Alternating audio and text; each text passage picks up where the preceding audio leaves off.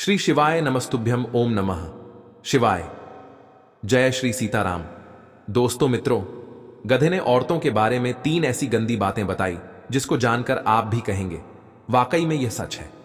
आप भी कहेंगे कि यह बातें औरतों पर बिल्कुल सटीक बैठती हैं। सच है पर कड़वा है। मित्रों, गधे ने समाज को सचेत रहने के लिए कई बातें बताई हैं। सबसे पहले खूबसूरत वीडियो को लाइक करें और वीडियो का लुफ्त उठाएं। आज का प्रसंग बहुत ही सुंदर है, अंत तक वीडियो को जरूर देखें। मित्रों, यह महत्वपूर्ण जानकारी आपको इस वीडियो में सुनने को मिलेगी। आपसे निवेदन है कि इस कहानी का एक एक शब्द ध्यान से सुनना। यह महत्वपूर्ण कहानी हमारे जीवन में बहुत काम आ सकती है। किसी गांव में किसान के घर एक बकरा और एक गधा रहता था। बकरा बड़ा चालाक, बड़ा स्वार्थी था, जबकि गधा सीधा साधा और बड़ा मेहनती था। दोनों एक ही किसान के पशु थे और इकट्ठे ही घर में रहते थे। किसान गधे के पीठ पर हमेशा अनाज लाद कर बाजार ले जाया करता था। बोझा ढोने का सारा काम गधे को ही करना पड़ता था। गधे का जैसा काम था, किसान उसको खाने को भी वैसा ही देता। खूब स्वादिष्ट और पौष्टिक आहार गधे को खाने को दिया जाता था और बकरे को रूखा सूखा भूसा डाल दिया करता था।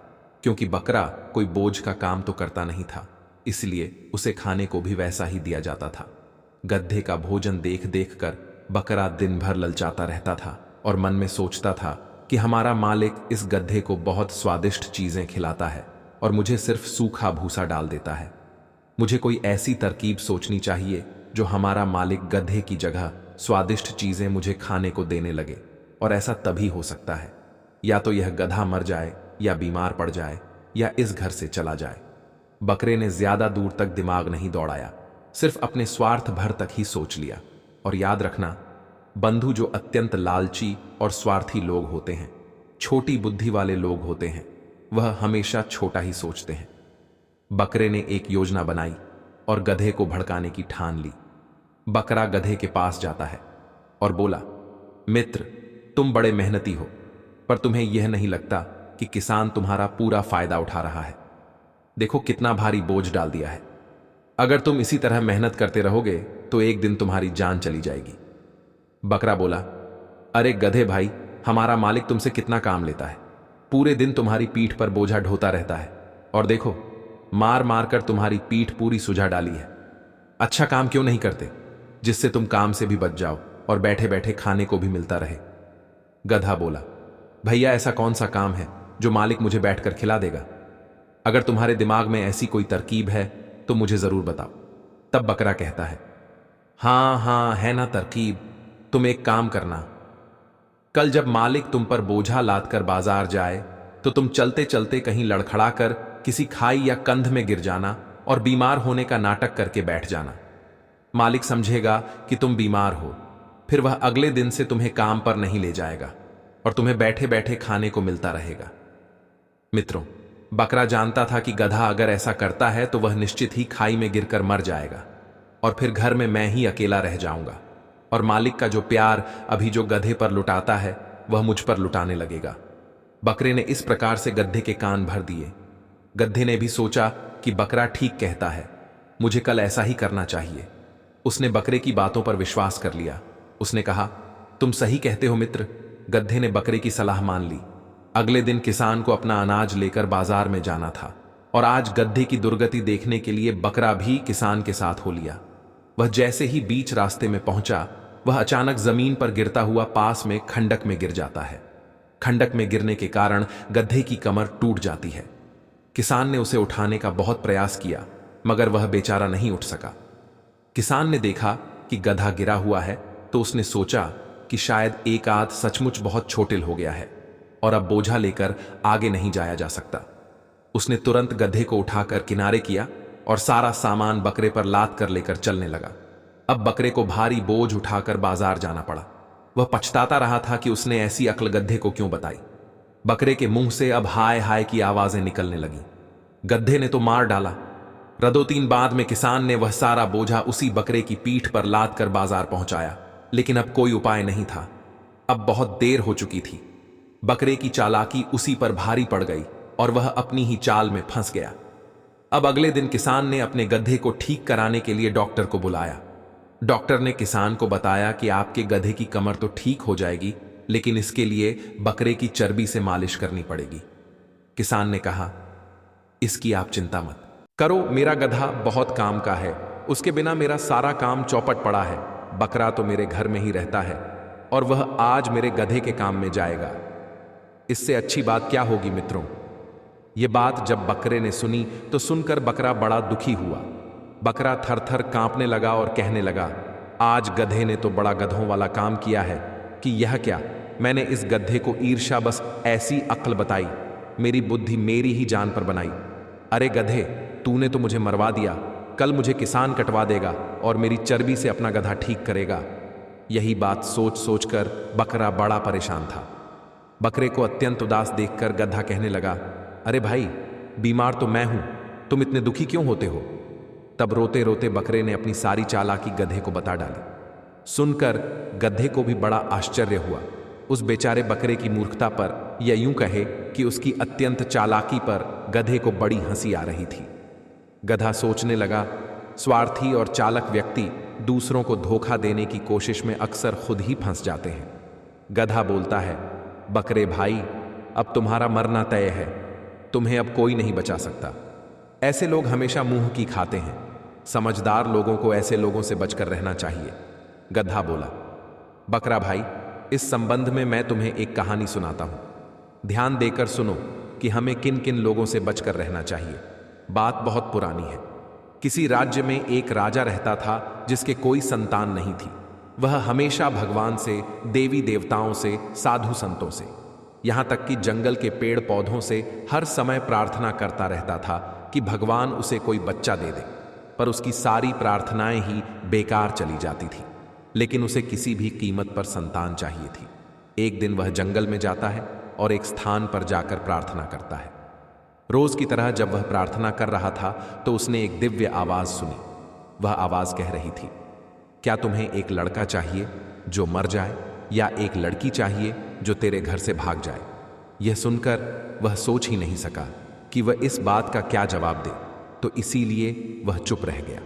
अब वह अपने महल में आता है और अपने सारे दरबारियों को बुलाता है और उन्हें जंगल में हुई घटना के बारे में बताता है कि एक आवाज ने मुझसे यह बात कही थी कि अगर मैं बेटा मांग लूं तो वह मर जाएगा, अगर बेटी मांग लूं तो वह भाग जाएगी। मैं बड़ी दुविधा में पड़ गया हूं कि मैं उससे क्या मांगूं या ना मांगूं। मुझे इस बात का क्या जवाब देना चाहिए। राजा की बात सुनकर राजा के समस्त दरबारी जन राजा को सुझाव दे देते हुए बोले कि महाराज, यह तो बड़े ही धर्म संकट में डालने वाली बात है। अगर आप लड़के को मांगते हो और जन्म के कुछ दिन बाद वह मर जाता है तो यह ठीक वैसा ही होता है, तो यह ठीक वैसा ही है जैसे किसी बच्चे का ना होना। इसलिए हम सबकी राय यह है कि ना होने से अच्छा है कि वह होना चाहिए। इसलिए आपको लड़की मांगनी चाहिए, क्योंकि अगर लड़की भाग भी गई तो भी वह कम से कम जिंदा तो रहेंगी और आप उसे कभी भी देख सकते हो। दूसरी बात, यदि हम पहले से ही सतर्क रहेंगे और लड़की की कड़ी सुरक्षा व्यवस्था और उस पर हर समय चौकसी रखेंगे तो वह भाग भी नहीं पाएगी। लड़की का भागना और ना भागना तो हमारे हाथ में है, लेकिन लड़के का मरना और उसे बचाना हमारे हाथ में नहीं है। और यदि लड़की हो गई तो हम उसे ताले में बंद करके भी रख सकते हैं ताकि वह कहीं भाग भी ना पाए। मित्रों, दरबारियों की राय लेने के बाद फिर से जंगल में जाता है और उसी जगह जाता है जहां वह रोज आकर प्रार्थना करता था। राजा के समक्ष वही आवाज फिर सुनाई देती है, हे राजा, हम तुम्हारी प्रार्थना से प्रसन्न हैं। हम तुम्हें यह संतान देने के लिए बाध्य हैं, परंतु तुम्हें एक ऐसी संतान चाहिए। क्या तुम्हें एक लड़की चाहिए जो भाग जाए? राजा ने कुछ देर सोच विचार करने के बाद में उस आकाशवाणी को जवाब दिया कि मुझे एक लड़की चाहिए जो भाग जाए। आकाशवाणी ने कहा, जाओ, ऐसा ही होगा। समय आने पर तुम्हारी पत्नी के गर्भ से एक पुत्री पैदा होगी जो आगे चलकर भाग जाएगी। इधर गधा कहता है, हे बकरा भाई, अब आगे सुनो। उस आकाशवाणी की कही हुई बात बिल्कुल सही साबित हुई। समय आने पर उस राजा की रानी ने एक सुंदर बेटी को जन्म दिया। बेटी होने के बाद राजा सदमे में आ गया, क्योंकि वह बेटी के चरित्र से पहले ही अवगत था। राजा को बेटी को लेकर चिंता होने लगी। मित्रों, शहर से कई मील दूर राजा का एक बगीचा था। जिसके बीच एक महल बना हुआ था। बेटी के भाग जाने के डर से वह अपनी बेटी को उसी बगीचे वाले महल में लेकर जाता है और एक आया के साथ उसने अपनी बेटी को उसी महल में छोड़ दिया। राजा और रानी अक्सर उनसे मिलने के लिए वहां चले जाते थे ताकि वह लड़की राजा और रानी से मिलने के लिए जिद ना करे और वह नगर से शहर से अपरिचित रहे। उनका मानना था कि लड़की अगर शहर में आएगी और आकर्षक वस्तुएं देखेगी, आकर्षक लोगों से मिलेगी तो उसका मन भटके। इसीलिए उसे इन सब चीजों से दूर रखा गया था ताकि वह इन सब बातों को और लोगों से अपरिचित रहे और वह वहां से भाग न सके। राजा और रानी अपनी बेटी से मिलने जब कभी महीना 2 महीना बाद जाते रहते थे। धीरे धीरे जब राजकुमारी बड़ी हो गई, जवानी की सीढ़ी पर जब उसने कदम रखा तो उसका मन आकर्षक वस्तुओं को देखने का होने लगा। मित्रों, एक दिन एक नौजवान व्यक्ति उस बगीचे की तरफ आता है और उसने राजकुमारी को देखा और उस राजकुमारी ने नौजवान को देखा तो दोनों में प्रेम हो गया। राजकुमारी ने पहली बार किसी सुंदर पुरुष को देखा था तो देखते ही उसे उससे प्रेम हो जाता है। वह पुरुष राजकुमारी को आया है, रिश्वत में बहुत सारे पैसे देता है और राजकुमारी से मिलने की इजाजत ले लेता है। कुछ दिन तक दोनों का मिलना जुलना चलता रहा। धीरे धीरे उनका प्रेम परवान चढ़ने लगा। दोनों को एक दूसरे से प्रेम हो जाता है। दोनों ने खुशी खुशी शादी कर ली। दोनों ने यह शादी अपने माता पिता को बिना बताए ही कर ली थी। इस प्रकार धीरे धीरे वह युवक राजकुमारी को शहर में घुमाने ले जाने लगा। 9 महीने उपरांत राजकुमारी ने एक सुंदर बेटे को जन्म दिया। अगली बार जब राजा अपनी बेटी से मिलने आता है तो पहले वह उसकी आया से मिला। उसने उससे पूछा कि उसकी बेटी कैसी है। आया बोली, बहुत अच्छी है। आप विश्वास नहीं करेंगे कि उसमें अभी अभी एक बेटे को जन्म दिया है। यह खबर मैं आपको भिजवाने ही वाली थी। मित्रों, यह सुनकर राजा के पैरों के नीचे जमीन खिसक जाती है। सोचने लगा कि जिस बात के डर से मैंने उसे शहर से इतनी दूर बगीचे में रखा था और वही बात हो गई। राजा को बहुत शर्मिंदगी महसूस हुई और वह बहुत गुस्सा भी हुआ। राजा ने उस लड़की से कोई भी रिश्ता रखने से इनकार कर दिया। वह राजकन्या अपने पति और बेटे के साथ उसी बगीचे वाले महल में रहने लगे। यह सुनकर राजा ने उसे कोई रिश्ता रखने से मना कर दिया। इस तरह राजकुमारी अपने पति और बेटे के साथ उसी महल में अकेली रहती रही। धीरे धीरे उसका बेटा बड़ा होने लगा। राजा ने तो उससे संबंध ही तोड़ दिया था। ना तो वह कभी बगीचे में आता था और ना कभी अपनी बेटी और नाती को अपने घर बुलाता था। धीरे धीरे जब वह राजकुमारी का पुत्र 15 साल का हो जाता है, उसके बाद भी उसके बेटे ने कभी अपने नाना को नहीं देखा था, क्योंकि राजा ने अपनी बेटी और उसके बेटे से मिलने से इनकार कर रखा था। राजकुमारी का जो पति था उस पर भी राजा ने बगीचे में आने पर पाबंदी लगा रखी थी। एक दिन राजकुमारी के पुत्र ने अपनी माँ से कहा, माँ, मैं अपने नाना से मिलना चाहता हूँ। उसकी माँ ने कहा, हाँ बेटी, क्यों नहीं, जाओ। तुम उनके महल में चले जाओ और उनसे मिलाओ। तुम्हारे नाना इसी शहर में रहते हैं। मेरे साथ साथ वह तुमसे भी नफरत करते हैं। शायद उनका मन बदल जाए। गधा बोला, हे भाई बकरे। अगले दिन राजकुमारी का पुत्र सुबह जल्दी उठा और एक घोड़े पर सवार होकर काफी सारा पैसा लेकर अपने नाना से मिलने के लिए चल देता है। जब वह वहां पहुंचा तो उसके नाना ने उसे कोई प्यार नहीं दिखाया, बल्कि उसकी तरफ देखा भी नहीं और उससे बोले भी नहीं। इस प्रकार कई बार राजकन्या का बेटा राजा से मिलने के लिए जाता है, मगर राजा ने उसका ठीक से स्वागत नहीं किया। कुछ दिनों के उपरांत वह राजकन्या का पुत्र अपने नाना से कहता है, नाना जी, आप मेरी माँ से और मुझसे इतने नाराज क्यों रहते हैं? लड़के की बात का राजा ने कोई उत्तर नहीं दिया। लड़के ने फिर पूछा, नाना जी, आप कुछ बोलते क्यों नहीं? तुम मेरी माँ को कौन सी शर्त पर क्षमा कर सकते हो? मुझे बताओ, मैं तुम्हारी वह हर शर्त पूरी करने को तैयार हूं। राजा कहने लगा, पुत्र, मैं तुम्हें और तुम्हारी माँ को एक शर्त पर क्षमा कर सकता हूं। जब तक तुम जंगल में रहने वाली जादूगरनी का सिर काट कर नहीं लाओगे, तब तक मैं तुमसे नहीं बोलूंगा। यदि तुम उस जादूगरनी का सिर काट कर मुझे लाकर दे दोगे तो मैं तुम्हें और तुम्हारी माँ को अपना लूंगा। राजकुमार बोला, नाना जी, आप चिंता ना करिए, मैं आपकी यह इच्छा जरूर पूरी करूंगा। मैं उस जादूगरनी का सिर काटकर अवश्य लाऊंगा। राजा बोला, यही तो मैं चाहता हूं कि तुम वहां जाओ और उस जादूगरनी का सिर काट कर लाओ। मित्रों, राजा के मन में कपट चल रहा था। वह उस लड़के को अपने कपट जाल में फंसा रहा था, क्योंकि वह जादूगरनी एक ऐसी जादूगरनी थी जो कोई उसको देखता था वह पत्थर का बन जाता था। और यह बात वह राजा जानता था कि उसके नाती के साथ भी यही होने वाला है। ये उसका शीश लेने जाएगा और उसका चेहरा देखते ही पत्थर का बन जाएगा। इसलिए उसने यह कहा था कि वह उस जादूगरनी का सिर काट कर ले आए। मित्रों, लड़का जादूगरनी के पास के लिए चल देता है। मित्रों, आगे की हर कठिनाइयों से वह अनजान था। उस लड़के ने एक बहुत ही बढ़िया घोड़ा चुना और कुछ पैसे और कुछ खाने पीने का सामान लेकर चल पड़ता है। चलते चलते रास्ते में उसे एक बूढ़ा व्यक्ति मिलता है। बूढ़े व्यक्ति ने जब उस नौजवान बालक को जंगल की ओर जाते हुए देखा तो पूछने लगा, बेटे, तुम कहाँ जा रहे हो? लड़के ने जवाब दिया, बाबा, मैं जादूगरनी का सर काट कर लाने के लिए जा रहा हूं। मेरे नाना मेरी मां से बहुत नफरत करते हैं। वे बस इसी शर्त पर मुझे और मेरी मां को अपना सकते हैं। बूढ़ा आदमी समझ गया कि राजा की नीयत साफ नहीं है। जरूर उसने इस बालक को जादूगरनी के हाथों मरने के लिए छोड़ दिया है। बूढ़ा आदमी बोला, बेटे, इस काम के लिए तुम्हें एक ऐसा घोड़ा चाहिए जो उड़ सके, क्योंकि वहां पहुंचने के लिए तुम्हें एक पहाड़ के ऊपर से जाना पड़ेगा, जिस पर बहुत सारे बाघ और जहरीले जीव जंतु रहते। अगर तुम इस घोड़े से जाओगे तो यह तुम्हारा घोड़ा और तुम दोनों उन जंगली जीवों का भोजन बन जाओगे। निश्चित ही वे तुम दोनों को खा जाएंगे। लड़का कहता है, बाबा, मुझे ऐसा घोड़ा कहां मिलेगा जो उड़ता हुआ जा सके, मुझे उस जादूगरनी तक पहुंचा सके। बूढ़ा कहने लगा, रुको, मैं तुम्हें एक ऐसा घोड़ा लाकर देता हूं। यह घोड़ा नदी, पहाड़ों और जंगलों के ऊपर से उड़ता हुआ उस जादूगरनी तक तुम्हें पहुंचा देगा। इतना कहकर वह बूढ़ा आदमी गायब हो जाता है और वह एक अद्भुत और शानदार घोड़े के साथ फिर से प्रकट होता है। घोड़ा उस बालक को देते हुए बूढ़ा आदमी कहने लगा, बेटे, अब तुम मेरी बात ध्यान से सुनो।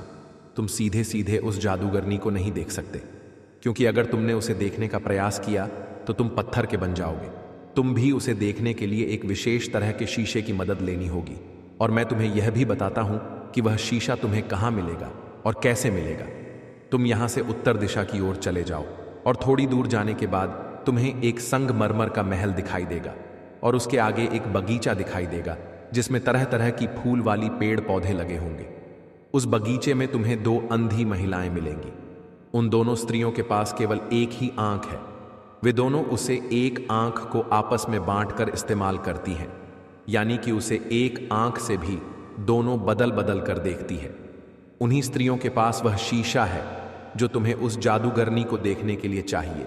यदि तुम्हें उनसे वह शीशा चाहिए तो तुम्हें उसकी उस आंख को चुराना होगा, और जब वह अपनी आंख लौटाने को कहे तो तुम बदले में उनकी आंख के बदले उस शीशे को मांग लेना। वह जादूगरनी अक्सर अपना समय घास के मैदान में गुजारती है। लड़के ने बूढ़े को धन्यवाद दिया और वह उस उड़ने वाले घोड़े को लेकर चल दिया। वो उन पहाड़ों को, जंगलों को और नदियों को ऊपर से उड़ता हुआ पार करता हुआ जाने लगा। उन जंगलों में और पहाड़ों पर अनेकों हिंसक जानवर रहते थे।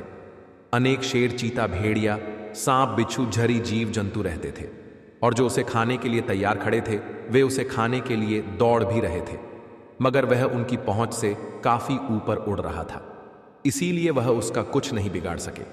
पहाड़ को पीछे छोड़ता हुआ वह उड़ता चला जा रहा था। तभी उसे दूर एक संगमरमर का महल दिखाई देता है। उसने सोचा कि शायद यही उन अंधी स्त्रियों का महल होगा। उन दोनों अंधी स्त्रियों के बीच में एक ही आंख थी। उस आंख को एक दूसरे को ले देकर इस्तेमाल करती रहती थी। वह लड़का उस संगमरमर के महल के पास पहुंच जाता है। महल का दरवाजा खटखटाने की हिम्मत नहीं कर सका। अब तो वह बगीचे में ही टहलने लगा। उधर भी दोनों अंधी स्त्रियां भोजन करने के बाद अपने बगीचे में टहलने के लिए आती हैं।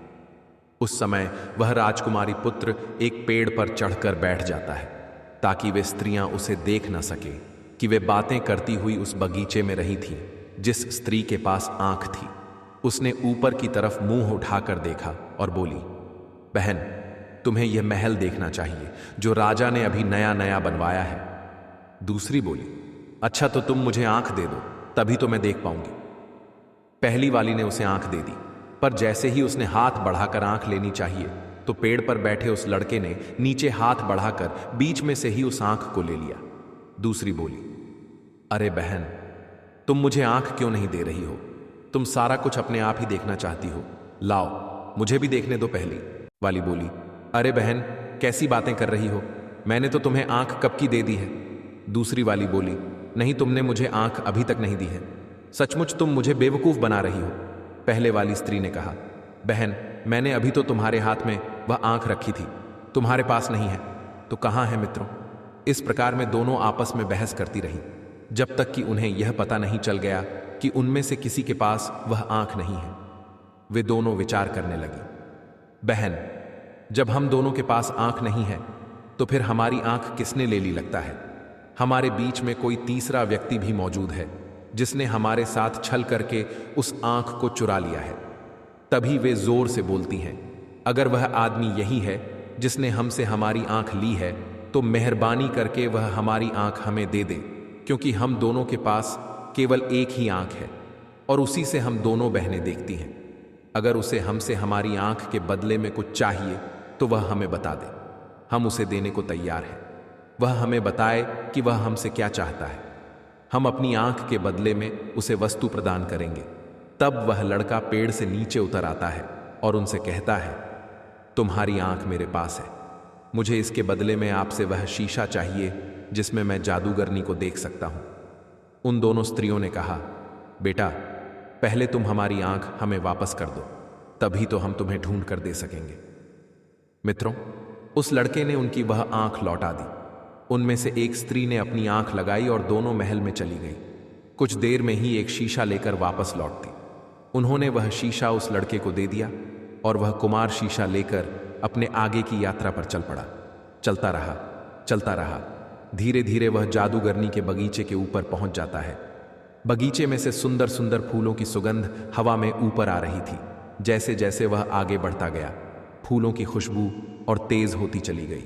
लड़का धीरे धीरे घास के मैदान में बने एक सुंदर महल के पास पहुंच जाता है। उस मैदान में फूल ही फूल लगे थे। वह जादूगरनी अपने घास के मैदान में घूम रही थी।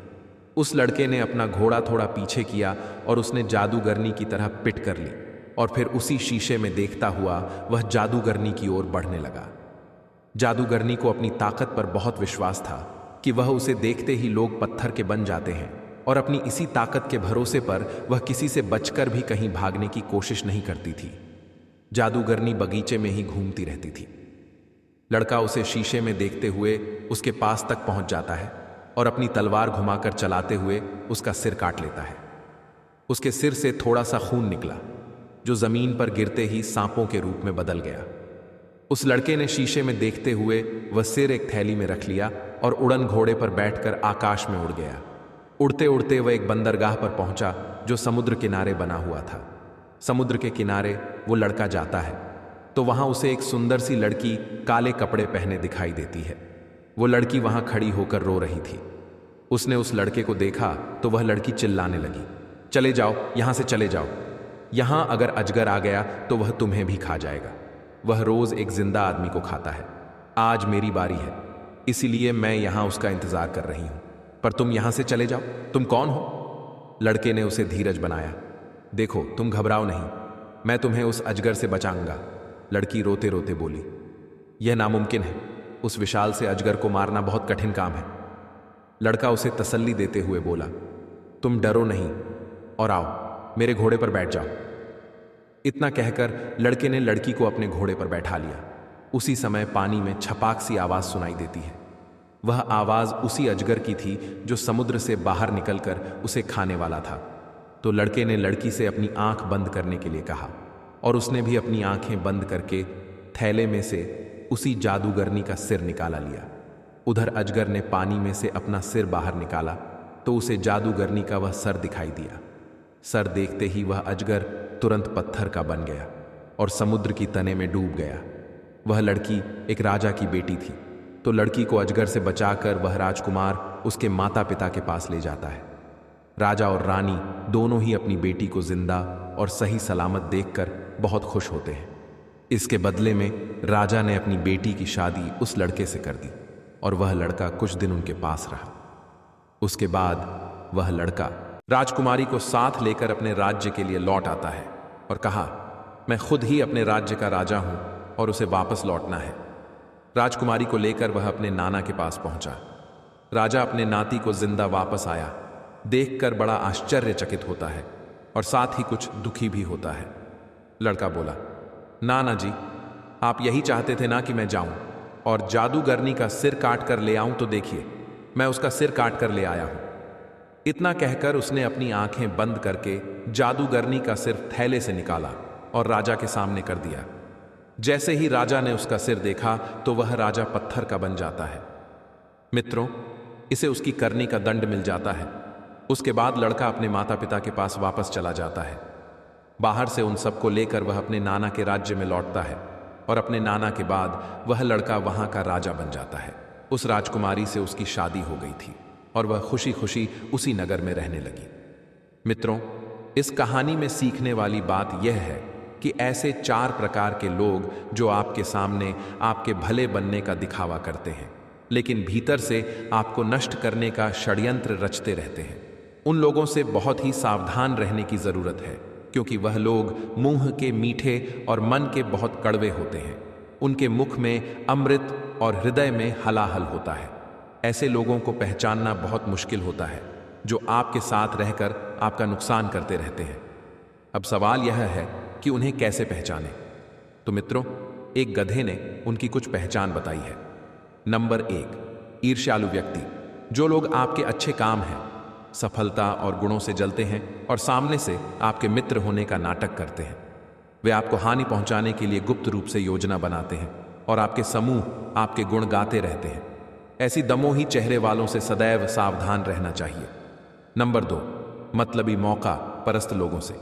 ऐसे लोग केवल अपने लाभ के लिए आपके साथ होते हैं। वे तब तक आपके पक्ष में रहते हैं जब तक उन्हें आपसे कोई फायदा मिलता है, लेकिन मौका मिलते ही आपको नुकसान पहुंचाने में भी वे पीछे नहीं हटते। नंबर 3, ऐसे व्यक्ति जो आपकी तरक्की से, आपके हुनर से जलता हो। ये लोग अंदर से आपको पसंद नहीं करते और आपके ऊपर तो नकारात्मक भावना रखते हैं। हालांकि सामने से वह आपके हितैषी होने का नाटक करते हैं, परंतु उनका असली दोष आपको गिराना या कमजोर करना होता है।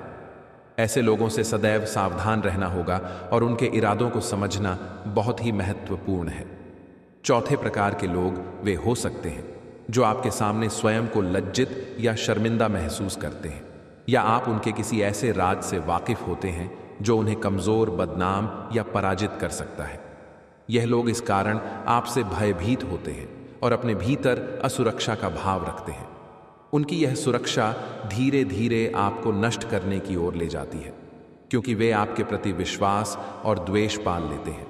यह लोग अपनी सुरक्षा के कारण आपको एक खतरे के रूप में देखते हैं और इसी कारण से आपको नीचा दिखाने या नुकसान पहुंचाने का प्रयास करते हैं, क्योंकि आप उनके किसी गहरे राज्य से अवगत हैं। वे इस तरह डर में जीते हैं कि आप उनका कब पर्दाफाश कर सकते हैं, इसलिए वे आपके प्रति भीतर ही भीतर शत्रुता पाल लेते हैं। रिश्तों में झूठी विनम्रता।